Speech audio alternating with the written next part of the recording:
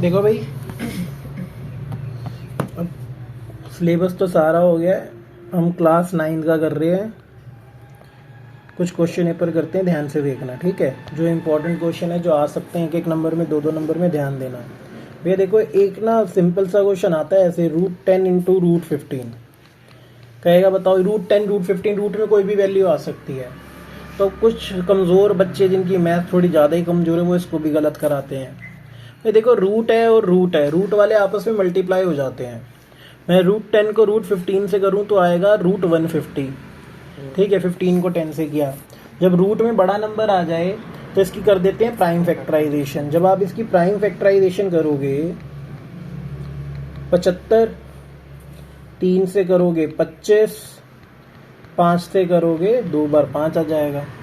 ये 2 into 3 into 5 into 5, 5 का pair बन रहा है, 5 बार आ गया। ये क्या बचा अंदर, √6, तो आंसर होना चाहिए 5√6। ऑप्शन के अंदर होगा, कर लेना। एक चीज़ और आती है भैया, आपको दे देगा कि x+1 फैक्टर है। फैक्टर है किसका, ax³ + x² - 2x + a + 4a - 9। इस तरीके के क्वेश्चन बहुत आते हैं। कहेगा a की वैल्यू निकालो, या कभी k दे देगा, k की वैल्यू निकालो। कुछ नहीं है, अगर ये इसका फैक्टर है तो रिमाइंडर क्या आएगा, 0।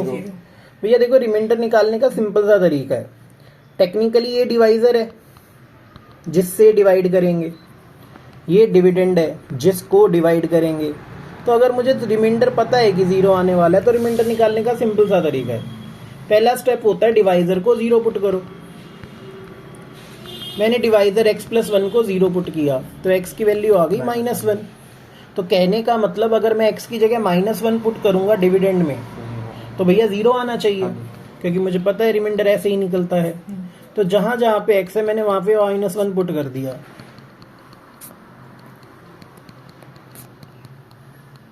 और ये आना चाहिए 0 के बराबर, क्योंकि मुझे ऑलरेडी पता है वो उसका फैक्टर है, तो रिमाइंडर 0 आएगा। भाई -1 की पावर 3 है, अगर पावर ऑड होती है तो नेगेटिव नहीं हटता, तो -1 ही आएगा। -1 की पावर 2 है, पावर इवन है, तो नेगेटिव हट जाएगा। ये +2, ये 4a - 9 = 0 आना चाहिए। तो -a 1 + 2 कितना हो गया, 3, और 3 - 9 क्या होता है, -6। और देखो, -a + 4a 3a, -6 उधर जाके +3 से 6 कटेगा, क्या आंसर आ गया, 2। तो हमारा क्या आंसर आ गया बेटा, a का 2। एक और चीज देखो, बहुत सारे क्वेश्चन आएंगे बेटा इसी तरीके के। एक क्वेश्चन है, ये बहुत आता है सप्लीमेंट्री और कॉम्प्लीमेंट्री के ऊपर। तो क्वेश्चन है कुछ इस तरीके से, if the difference between 2 complementary angles. Complementary का क्या मतलब होता है, ऐसे दो एंगल जिनको जमा करके क्या है, 90। मैंने कहा भैया कॉम्प्लीमेंट्री एंगल की बात हो रही है। अगर मेरा एक एंगल है x, तो दूसरा क्या होगा, 90 - x होगा ना, हाँ या ना, यस सर। कॉम्प्लीमेंट्री है। वो कहता है if the difference between 2 complementary angle is 12। अगर इन दोनों के बीच का डिफरेंस है 12, मतलब x में से अगर मैं 90 - x करूं तो 12 आना चाहिए। भाई बाहर माइनस का साइन, अंदर के दोनों साइन चेंज हो गए। x + x हो गया 2x, -90 उधर जाके प्लस हो गया, तो प्लस का 102 आ गया। 2 से कटेगा, कितना आ गया, 51। तो x कितना आ गया बेटा हमारा, 51। ये बात समझ आई है, हाँ या ना, यस सर। तो हमारा जो भैया नंबर है x है, वो क्या है, 51, और दूसरा नंबर क्या होगा, 90 - 51। खोलो भैया इसको एक बार, आगे देखो जरा। इस तरीके के क्वेश्चन आएंगे, फिर मुंह उठा के मत आ जाना भैया, ठीक है। एक ना क्वेश्चन आता है स्टैट्स के ऊपर, बार बार आ रहा है 1 नंबर में, पता नहीं क्यों ही पूछते हैं। कहता है एक फ्रीक्वेंसी डिस्ट्रीब्यूशन है जिसकी मिड वैल्यू का मतलब है तुम्हें xi दे रखा है, क्लास xi की वैल्यू है 15, ठीक है। और कहता है जो क्लास साइज है, जो गैप था उनका, इंटरवल के बीच का जो गैप होता है, जिसे हम h लिखते हैं या गैप बोल दो आप, वो कितना है, 4, ठीक है। तो कहता है बताओ इसकी लोअर लिमिट क्या होगी। भैया देखो xi निकलता कैसे है, देखो लोअर लिमिट और अपर लिमिट की बीच वाली वैल्यू होती है, एग्जैक्टली बीच वाली वैल्यू। एग्जैक्टली बीच में क्या आ रहा है, 15, और उसने बोला गैप कितने का है, 4। अगर बीच की वैल्यू 15 है तो 2 पीछे जाओ और 2 आगे आओ, गैप कितना था 4 ना, 4 का आधा करो, 2 पीछे जाओगे एक्साई से और 2 आगे आओगे तो आपको लोअर लिमिट और अपर लिमिट मिल जाएगी। 15 में से 2 कम करूंगा 13, 15 में 2 ऐड करूंगा 17, तो इंटरवल था 13 से 17, तो लोअर लिमिट क्या है 13, अपर लिमिट क्या है 17। तो याद रखना जो तुम्हें एक्साई दे रखा है और जो तुम्हें गैप दे रखा है, गैप का आधा करो, एक्साई में उतना माइनस करोगे तो लोअर लिमिट आएगी, एक्साई में उतना प्लस करोगे तो अपर लिमिट आएगी। अच्छा जी, एक क्वेश्चन है, ये भी बहुत आता है यार, है तो आसान। x प्लस 1/x है 4, वो कहेगा x square plus 1/x square निकाल। देखो सिंपल सी बात है, जिस चीज की रिक्वायरमेंट है वही किया जाता है। भाई मुझे x जमा 1/x दे रखा है, मतलब x प्लस 1/x गिवन है विच इज 4, मुझे चाहिए स्क्वायर, तो स्क्वायर चाहिए तो स्क्वायर करना पड़ेगा, तो हम लिखेंगे स्क्वेयरिंग बोथ साइड। बस squaring both side, cubing both side, power लेने का एक रूल है कि वो होल पे आता है, तो ये आएगा x प्लस 1/x का होल स्क्वायर, ठीक है। और ये क्या आएगा 4 का स्क्वायर। a प्लस बी का होल स्क्वायर क्या होता है निकम्मे, बता। a plus B, A square plus B square, बोल A square plus B square 2ab। हाँ तो बीच में प्लस नहीं लगाएगा, प्लस 2ab गवार, A square plus B square plus 2ab। भैया फॉर्मूले भी नहीं याद, करना भी नहीं चाह रहे तुम कुछ, कैसे काम चलेगा। X square plus 1/x square, 2 उधर जाके माइनस हुआ, कितना हो गया 14, और यही हमें निकालना था। एक एक नंबर के क्वेश्चन भी नहीं होते बच्चों से, ठीक है। अब मैं तुम्हें एक चीज और सिखा देता हूँ, सर्कल के अंदर जब क्वाड्रिलेटरल बनता है उसका नाम क्या होता है, साइक्लिक। पहले साइक्लिक की डेफिनेशन होती है, अपोजिट एंगल का सम क्या होगा 180। ये कहता है 110 है, ये 90 है, ये x है और ये y है, हमें निकालना है x जमा वाई। अपोजिट एंगल का सम क्या होना चाहिए 180, तो y प्लस 110 होना चाहिए 180, तो y की वैल्यू क्या आ गई 70। ऐसे ही x प्लस 90 होना चाहिए 180, तो x की वैल्यू क्या आ गई 90। अब हमें पता है y है 70, x है 90, तो x प्लस y कितना आएगा, 90 प्लस 70 इज 160, 160 आ गया, हाँ या ना। तो साइक्लिक क्वाड्रिलेटर का क्या मतलब होता है भाई साहब, अपोजिट एंगल 180 होता है, अपोजिट एंगल का सम 180 होता है गुरुजी। अच्छा आगे चलते हैं, तू बताएगा बेटा दिग्विजय, 55 से 95 है, मतलब 55 to 95, ठीक है। मुझे क्या करना है भैया, इसकी एक्साई निकालना है। एक्साई कैसे निकलता है, क्लास इंटरवल, जो इनका क्लास इंटरवल है टोटल, उसको माइनस करना है मिड वैल्यू से। ऐसा चांटा मारूंगा ना तुझे, मेरे को वो नहीं निकालना, मिड वैल्यू कैसे निकलती है, एक्साई कैसे निकलता है जब लोअर लिमिट और अपर लिमिट गिवन होती है, दोनों को माइनस करके डिवाइड कैसे निकलती है। सर जो 40 आएगा 40। ऐसा घूसा मारो ना, सबके मुंह उठा के आ गए हैं, पेपर है तुम्हारा, पढ़ के आया करो थोड़ा। Lower limit plus upper limit divided by 2, या फिर मैंने सिखाया था एग्जैक्टली बीच वाली वैल्यू। और अगर आप एग्जैक्टली बीच वाली वैल्यू नहीं सोच सकते तो आप क्या करोगे, lower limit plus upper limit divided by 2, ठीक है बेटा। लोअर लिमिट है 55, अपर लिमिट है 95 डिवाइडेड बाय 2, प्लस करेंगे 150 आएगा, 150 को 2 से डिवाइड करेंगे 75 आएगा। एक्साई ऐसे निकलता है, ठीक है। पेपर है ना तुम्हारा, ये लिखोगे तुम बदतमीजों, मुंह उठा के आ जाते हो, कहेंगे शब कर लिया हमने, आता कुछ है नहीं। एक पॉइंट है 3,4, जिससे पूछूं बताना, हाथ खड़ा करके बताना। बताओ इसका y एक्सिस से डिस्टेंस क्या है,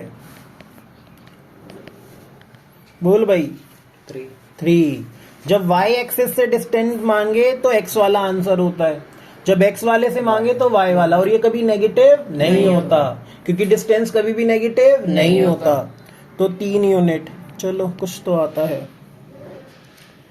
आगे चलते हैं, हाउ मेनी लीनियर इक्वेशन। भैया देखो x की वैल्यू है 1 और y की वैल्यू है -4, मतलब ये पॉइंट क्या हो गया 1, -4। मुझे बताओ इस पॉइंट से कितनी लाइनें पास हो सकती है, इनफाइनाइट। वेरी गुड, आगे चलते हैं। देखो जरा इधर एक और क्वेश्चन है, इस तरीके का है, ये है 138, ये है 116 और ये साइड इसके बराबर है। वो कहता है बताओ एंगल ACB, कौन सा एंगल निकालना है मुझे? बेसिकली ये वाला एंगल निकालना है, ठीक है, मैं लिख देता हूँ ACB और ये कितना है E। कोई बताएगा ये वाला एंगल कैसे निकलेगा? देखो दिमाग होना चाहिए बताने के लिए, ऑब्वियसली तुम में होगा बट तुम अभी बता नहीं पाओगे। एक बात बताओ, ये 116 है, इन दोनों को जमा करके क्या आएगा? क्यों? Linear pair. तो ये वाला एंगल कैसे निकलेगा? 180 माइनस 116।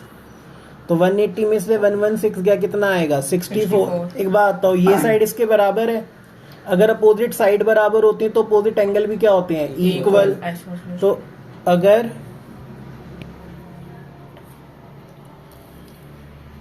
ये हमारा 64 आया था ना,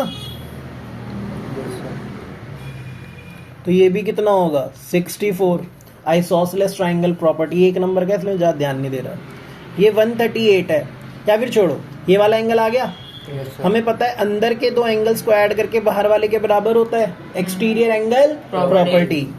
तो angle ACB plus angle ABC किसके बराबर होगा? 138 के। रीजन लिख लेना, एक्सटीरियर एंगल प्रॉपर्टी, अगर सब्जेक्टिव में आए। ऑब्जेक्टिव में तो क्या ही लिखना है। तो हमें पता है भैया ABC है 64 और ये भाई साहब हमें निकालने हैं, और ये 138 है। तो एंगल ACB कितना आएगा? 138 माइनस 64। 8 में से 4 गए 4, 13 में से 6 गएंगे, कितना आएगा? 74 डिग्री, 74 डिग्री। ये बात समझ आई है? हाँ या ना? Yes sir. ओके जी, आगे चलते हैं। एक क्वेश्चन ये भी बहुत चल रहा है मार्केट में, पता नहीं क्यों ही चल रहा है, मैंने बहुत पेपरों में देख लिया। कहता है तुम्हें एरिया दे देगा इक्विलेटरल ट्रायंगल का, कहेगा पेरीमीटर निकालो। 2 नंबर में आ रहा है क्वेश्चन। जैसे मैंने तुम्हें एरिया ऑफ इक्विलेटरल ट्रायंगल दे दिया, क्वेश्चन में गिवन है 9√3, कह रहा पेरीमीटर निकालो। एरिया क्या होता है इक्विलेटरल ट्रायंगल का? √3/4 साइड स्क्वायर। √3/4 साइड का स्क्वायर किसके बराबर है? 9√3 के। √3 से √3 कट गया, साइड का स्क्वायर बराबर आ गया 9 × 4 मतलब 36 के। स्क्वायर इधर आके क्या हो जाएगा? रूट 36 क्या होता है? 6। साइड पता चल गई 6 है। पेरीमीटर कैसे निकलता है? तीनों साइड का सम, तीनों साइड इक्वल है तो 6 + 6 + 6 18 आ गया। हाँ या ना? Yes sir. ठीक है जी, आगे चलते हैं भैया। जो थोड़ा सा भी मुझे ऐसा लग रहा है कि थोड़ा सा बुक के बाहर से अगर एक अक्षर भी बाहर से लिखा है तो मैं क्वेश्चन करा रहा हूँ। जैसे एक ना सरफेस एरिया वॉल्यूम का, सरफेस एरिया वॉल्यूम के फॉर्मूले किस किस को याद है? अरे थोड़े बहुत याद है। थोड़े बहुत का क्या होता है? ओ भैया चलो देखो, मैं कहता हूँ तुम्हें CSA ऑफ कौन है? 4070 पायर। अबे रुक तो जाओ, क्वेश्चन तो सुन लो। डायामीटर है 70 सेंटीमीटर, ये सेंटीमीटर स्क्वायर, यूनिट लिख लेना भैया। मुझे निकालनी है स्लांट हाइट। डायामीटर अगर 70 है तो रेडियस कितनी होगी? 35। अभी तुमने CSA बोला क्या होता है? πr/l। पाई की वैल्यू क्या होती है? 22/7। रेडियस कितनी है? 34। एल में निकालना है। कैलकुलेशन देखो, 7 पंजे 35, ठीक है, 5 से घट रहा है। 8 पंजे 40, 5 कम 5, 5 चौक 20, ठीक है। फिर ये 11 भी जा रहा है, 11 दूनी 22, मतलब 11 7 77। फिर तुम्हें हिंदी नहीं आती ना, और 11 4 44, दोबारा काटो, 2 3 6, 2 7 14। वैसे तो हिंदी आनी चाहिए बच्चों को, और तुम्हें नहीं आती, बदतमीज हैं आजकल के बच्चे ना। इंग्लिश भी नहीं आती, हिंदी भी नहीं आती, आता क्या है तुम्हें फिर? सुनो इधर, एक और क्वेश्चन देखो। क्वेश्चन है कुछ इस तरीके से कि x तुम्हें दे रखा है 2 + √3, ठीक है। कहता है x² + 1/x² निकालो। मेरे देश के नौजवानों, x तो मुझे पता है, तो x² तो मैं किसी तरीके से निकाल सकता हूँ। मुझे 1/x नहीं पता, तो मैं 1/x² निकालूंगा कैसे? तो हम एक काम करते हैं, पहले 1/x निकालते हैं। 1/x का मतलब है 1/2 + √3। डिनोमिनेटर में रूट आता है तो क्या करते हैं? रैशनलाइजेशन का मतलब है डिनोमिनेटर से मल्टीप्लाई और डिनोमिनेटर से डिवाइड, बट बीच का साइन क्या हो जाएगा? चेंज। तो 2 माइनस रूट 3 नीचे a plus B, a minus B क्या होता है a square minus B square. 2 minus root 3, 2 का स्क्वायर क्या होता है 4, रूट 3 का स्क्वायर 3, तो कितना आ गया 2 माइनस रूट 3। मुझे निकालना है x square plus 1 by x square, बहुत आसान है। मुझे पता है एक्स था 2 प्लस रूट 3, 1 बाई एक्स था 2 माइनस रूट 3। सॉल्व कर लो बेटा, 4 plus 3 plus 4 root 3, 4 plus 3 minus 4 root 3, A minus B का whole square, A plus B का होल स्क्वायर खोला है ना, ये कट गया। 4 और 4 8, 3 और 3 6, 8 और 6 14, ये आंसर है। सर इसका स्क्वायर हटेगा नहीं, किसका? ये 1 बाई एक्स। बेटा 2 का स्क्वायर 4, रूट 3 का स्क्वायर 3 और माइनस 2a भी ना, 2 2 द 4 और 4 को रूट 3 से करेंगे, यही तो आएगा। ठीक है, ऐसी ऐसी बातें पूछते हैं ना, दिल ही टूट जाता है मेरा तो। एक देखो ये क्वेश्चन ही पता नहीं क्यों ही देते रहते हैं बार बार, मैं तो इतने सालों से देख रहा हूँ, ये पता नहीं क्यों ही बार बार रिपीट करते रहते हैं। देखो जी, ये आता है, यस सर। आना भी चाहिए, नहीं आता होगा फाइन सम चुल्लू भर पानी। इतनी बार कराने के बाद भी नहीं आएगा तो कब आएगा भैया? देखो पहले कंस्ट्रक्शन होगी, यस सर। हमने एक लाइन बना ली इन दोनों के पैरेलल, डीसी और एबी के पैरेलल। डॉटेड लाइन इसलिए बनाई है क्योंकि कंस्ट्रक्शन हमेशा डॉटेड होती है। ठीक है, मुझे ये निकालना है एक्स और ये दे रखा है 112। बहुत आसान है, ध्यान से देखना। पहले बताओ इस वाले एंगल को और इस वाले एंगल को प्लस करके क्या आएगा? 180। रीजन को इंटीरियर एंगल्स। इसको एंगल 1 नाम दे दूं?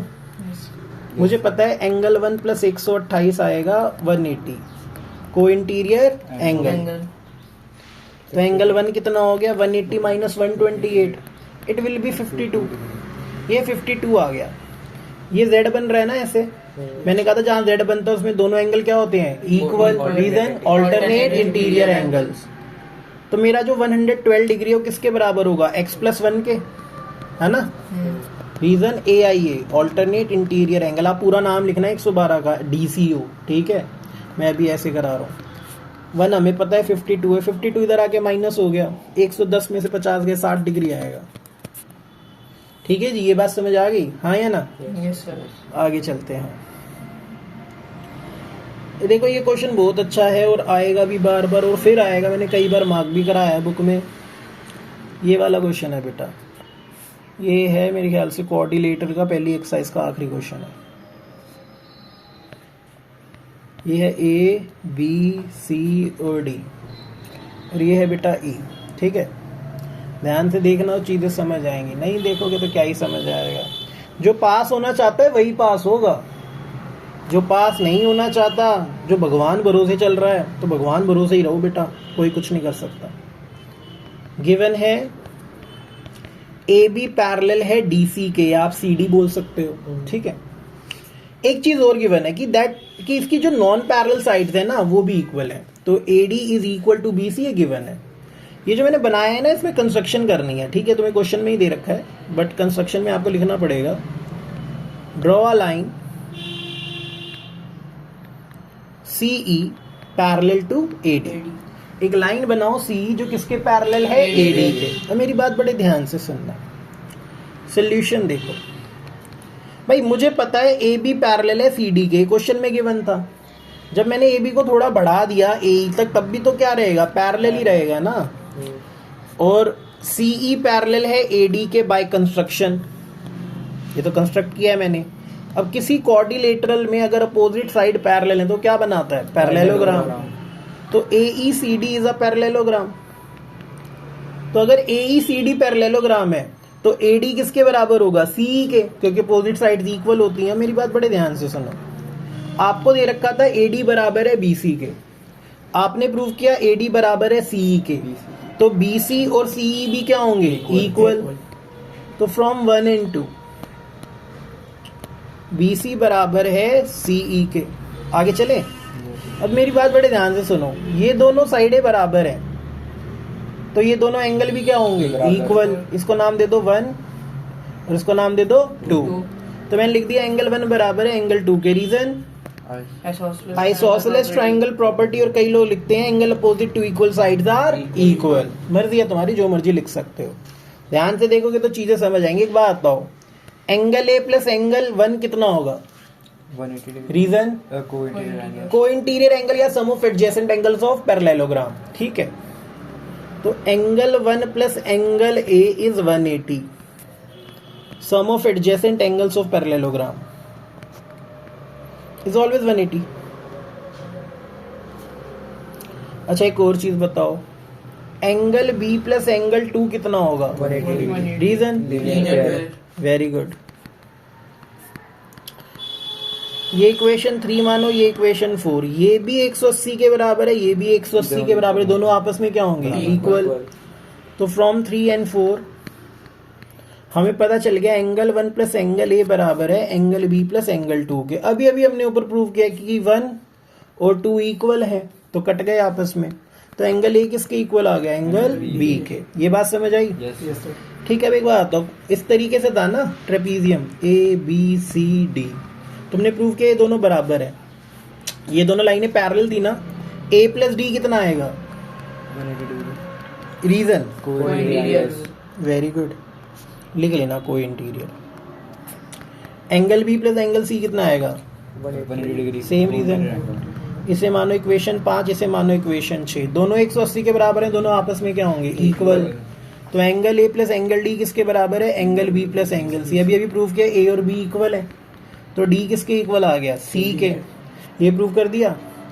अब आपको ये वाला ट्राइंगल नजर आ रहा है A B C, Yes sir. और ये वाला ट्राइंगल नजर आ रहा है B A D. Yes sir. तो in triangle A B C and triangle B A D, A B बराबर है ए बी के, कॉमन, Yes. ठीक है। अभी अभी ऊपर प्रूव किया एंगल ए बराबर है एंगल बी के, प्रूव्ड अबव, है ना, और ए डी इक्वल है बी सी के, गिवन। तो भैया बाय एस से एस, साइड एंगल साइड, दोनों ट्राइंगल क्या हो गए? कॉन्ग्रेंट।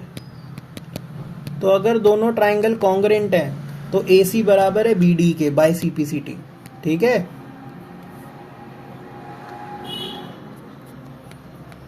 यही प्रूव करना था जी। ये बहुत इंपॉर्टेंट क्वेश्चन है यार जी, बार बार आ रहा है, फिर मत कहना मुझे, और मैंने कई बार मार्क भी कराया है कि आएगा ही आएगा। भाई 7.1 में लास्ट के 3 क्वेश्चन बहुत इंपॉर्टेंट थे, बोला था, है ना, उसी में से एक क्वेश्चन आना ही आना है। 7.1 की लास्ट की 3 एक्सरसाइज में से एक क्वेश्चन आएगा ही आएगा। लाइन्स एंड एंगल्स के सॉल्व एग्जाम्पल में से एक क्वेश्चन है, एग्जाम्पल 5 पता नहीं एग्जाम्पल 6, चेक कर लेना, जिसमें वो बाइसेक्टर पैरेलल दे रखे हैं और लाइन पैरेलल प्रूव करनी है, वो क्वेश्चन भी आएगा ही आएगा। आगे चलते हैं। अब क्वेश्चन है ये वाला जी, 7.1 का सेकंड लास्ट क्वेश्चन है, ठीक है, इस तरीके का है। ए पी बी डी और ई, ठीक है। आपको गिवन है कि भाई साहब एंगल ए बराबर है एंगल बी के, आपको गिवन है ए पी ई बराबर है एंगल बी पी डी के। आपको एक और चीज गिवन है, P is the mid point of A B. तो मतलब ए पी बराबर है बी पी के, ये भी गिवन है। वो कहता है प्रूव करो to show that triangle D A P, मैं बना के दिखाया था, triangle D A P is congruent to triangle E B P. Okay जी, ध्यान से देखना, ये कौन सा ट्राइंगल है? D A P. ये कौन सा भैया? E B P. A P बराबर है बी पी के, हाँ या ना? Yes sir. एंगल ए बराबर है एंगल बी के, हाँ या ना? दो चीजें तो इक्वल हो गई। तीसरी चीज ना ये है कि ये वाला एंगल जिसका नाम है E P A, common angle है वो बराबर है एंगल डी पी बी के। अबे कॉमन कहाँ है? इक्वल दे रखे हैं। सर, ऐड करेंगे ना। एक मिनट सब्र तो कर। ये वाला एंगल इक्वल है, पर हम इसको ना कॉन्ग्रेंसी में यूज नहीं कर सकते, क्योंकि कॉन्ग्रेंसी के लिए पूरा एंगल आना चाहिए यहाँ तक। इसे भी नहीं यूज कर सकते कि इसमें पूरा आना चाहिए। इसको पूरा बनाने के लिए क्या ऐड करना पड़ेगा? ईपीडी। इसको पूरा बनाने के लिए क्या ऐड करना पड़ेगा? ईपीडी। भाई दोनों तरफ अगर सेम चीज ऐड की जाए तो कोई फर्क नहीं पड़ता। पहले तो आप लिखो एंगल ए बराबर है एंगल बी के, गिवन। ए पी बराबर है बी पी के, ये भी गिवन। और हमें दे रखा था एंगल ई पी ए, बराबर है एंगल DPB के, बट इसको हम कॉन्ग्रेंसी में यूज नहीं कर सकते, तो हमने क्या किया, adding angle EPD both sides. ठीक है भैया,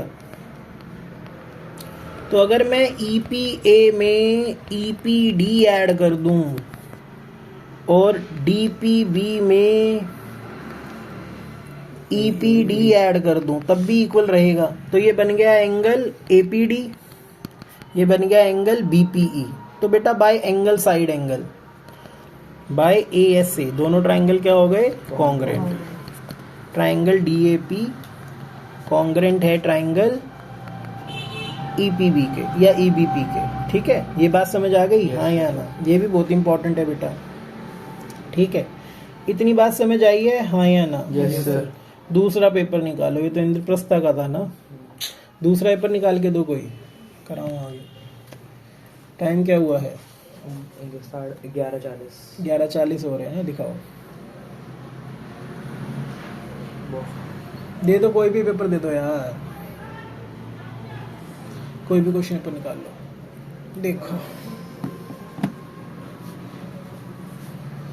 देखो बेटा जरा, इस तरीके का क्वेश्चन भी आता है। यहाँ लिखा है 5 की पावर x-3 बराबर है 125 के। एक और चीज, घोड़ा घोड़े से कंपेयर किया जाता है और गधा गधे से। यहाँ पे 5 लिखा है, तो यहाँ पे भी किस फॉर्म में होना चाहिए, 5 की फॉर्म में।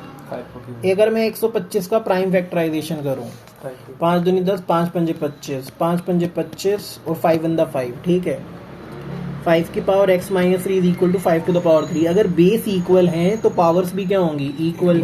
x-3 must be equal to 3, तो x विल बी 6। इस तरीके का क्वेश्चन आता है जी।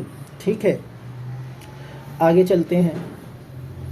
ओके, एक ये वाली फिगर भी बहुत बार आती है यार, लाइंस एंड एंगल्स में से ऐसे बना देता है, कहेगा ये वाला एंगल निकालो। तुम्हें दे रखा है ये वाला 145 और दे रखा है ये वाला 40। ठीक है, कहेगा ये वाला एंगल निकालो, इसको x नाम दे दो। बहुत आसान है, पहले एक लाइन बना लो पैरेलल, LM के पैरेलल था ही, मैंने P बना दिया पैरेलल। ठीक है, अब कुछ नहीं करना, बहुत आसान है। इस वाले पार्ट को मैं नाम दे देता हूँ 1 और इस वाले पार्ट को देता हूँ 2। ये Z बन रहा है ना उल्टे वाला, तो एंगल 1 किसके बराबर है, 145 के ऑल्टरनेट। और हमें पता है 2 और 40 को ऐड करके क्या आएगा, 180। रीजन, को इंटीरियर वेरी गुड। तो एंगल 2 कितना आ जाएगा, 140। अब तुम्हें पता है x निकालने के लिए 1 + 2 करना पड़ेगा, तो 145 + 140 कितना हो गया, 285। यही निकालना था 1 नंबर में। ठीक है जी, ये 2 नंबर में भी आ सकता है जी, फिर मत कहिएगा कि आपने कराया नहीं सर जी। एक क्वेश्चन ये वाला भी आता है। देखो भाई, जितने आ सकते हैं मैं करा चुका हूँ सिलेबस, मैं सिर्फ वो क्वेश्चन करा रहा हूँ जो पेपर में आए हुए हैं। ये आया हुआ है 6/3√2 - 2√3 बराबर है 3√2 - a√3। वो a की वैल्यू पूछेगा तुमसे, कहेगा find the value of a। हाँ जी भाई, क्वेश्चन है 6/3√2 - 2√3 बराबर है 3√5 - a√3 के। a की वैल्यू निकालनी है, LHS को रैशनलाइज करेंगे, -2√3 डिनोमिनेटर से मल्टीप्लाई, डिनोमिनेटर से डिवाइड, और बीच का साइन क्या हो जाएगा बेटा, चेंज।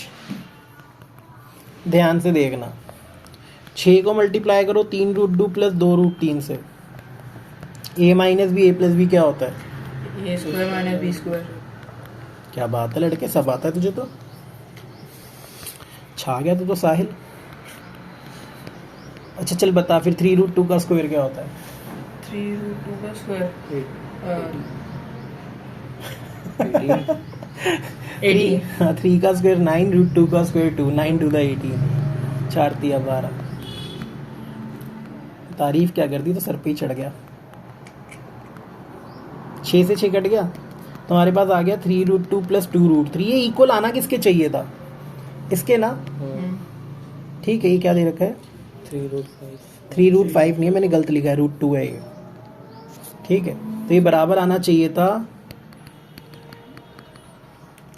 3√2 - a√3 के। कंपेयर करो, 3√2 तो 3√2 के बराबर है, √3 भी दे रखा है, -a किसके इक्वल होगा, +2 के, तो a की वैल्यू क्या आ गई, -2। ठीक है जी, इस प्रकार के क्वेश्चन भी आते हैं।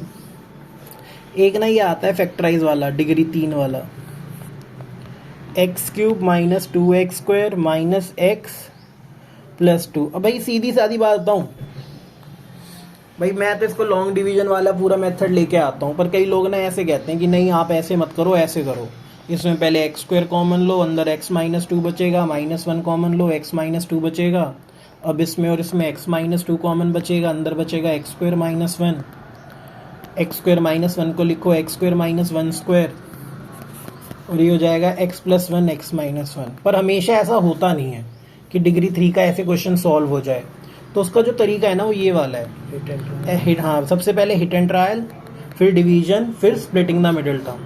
पहले हम x की ऐसी वैल्यू पुट करेंगे जिससे ये क्या बन जाए बेटा, 0। हम लेट कर लेते हैं, लेट x = 1, तब तक पुट करनी है जब तक 0 ना आ जाए। एक बार मैंने x को 1 पुट किया, 1 का क्यूब इज 1, -2 - 1 + 2, 2 से -2 कट गया, 1 से -1 कट गया, क्या आ गया, 0। तो हमें पता चल गया x = 1 is the 0 of given polynomial.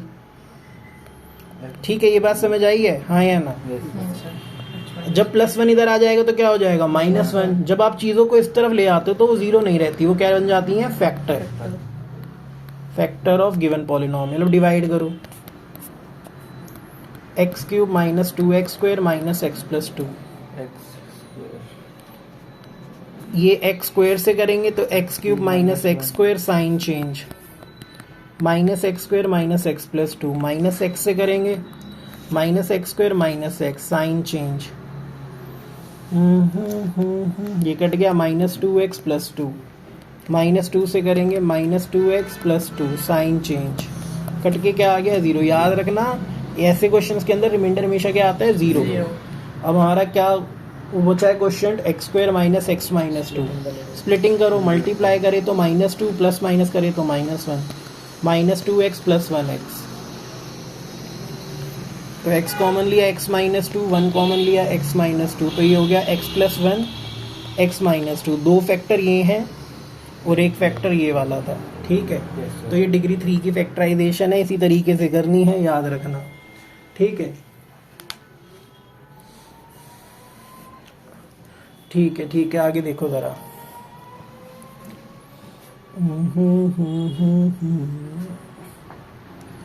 और क्वेश्चन देखो भाई।